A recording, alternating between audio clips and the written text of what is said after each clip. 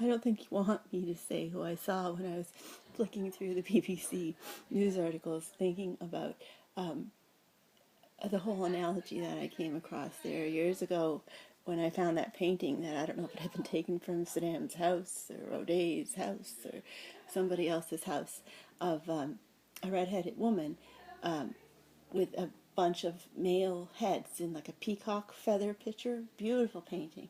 But this woman ended up, I don't know if she's wearing crowns of kings or of saints or of prophets, somehow responsible or connected to all of these men. But literally at times during the Great Revelation, it felt like I had men not just standing behind me and speaking over top of me, speaking through me, or being literally in me, like in the flesh of a chicken kind of thing. But as I stopped to think about who in my own life I might be representing, if I were to be representing, because it could be someone I don't even know. I didn't start naming names, but names started popping into my head. And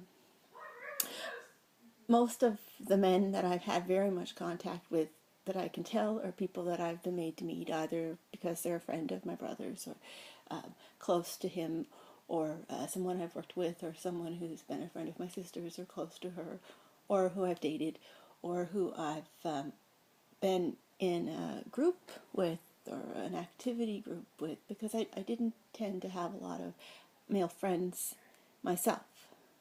Not who I saw as what they're showing to be the religious, the word that just popped into my mind was moniker, but obviously that's not my own word. I wouldn't use it. I know what it means and whatnot,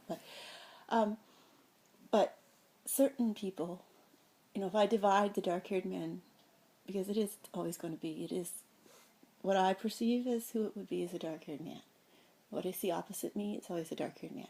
But if I divide the men I've known over the course of my life, and having sat here pondering, praying about who, sadly, they might be wanting to give up to this, because it's just an idea, it's not an actual person that I know of, I divide the men into different groups, and some of them I feel more secure about. It's just sort of, I'm down, feet touching the ground, head in my head, spirit in my body, calm, sober.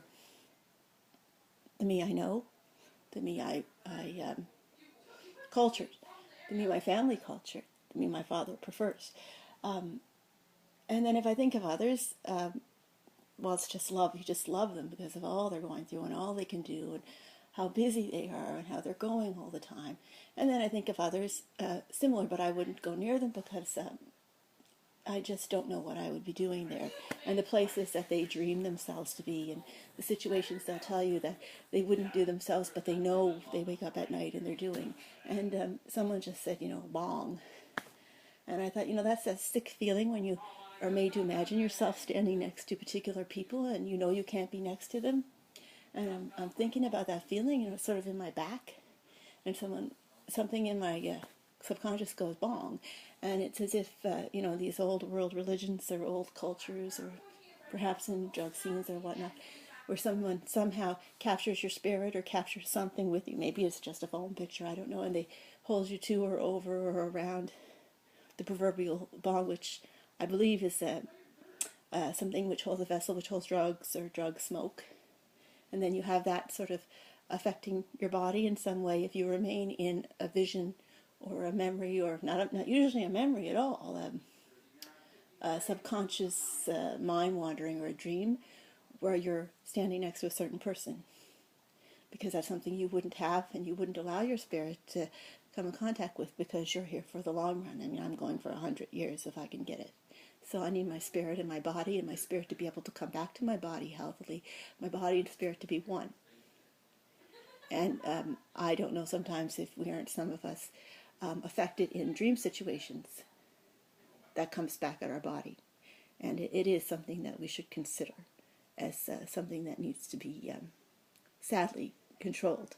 Even if it isn't, with the hollows and the not seas and whatnot, even if there are no actual laws right now and they could just run free, the boobas,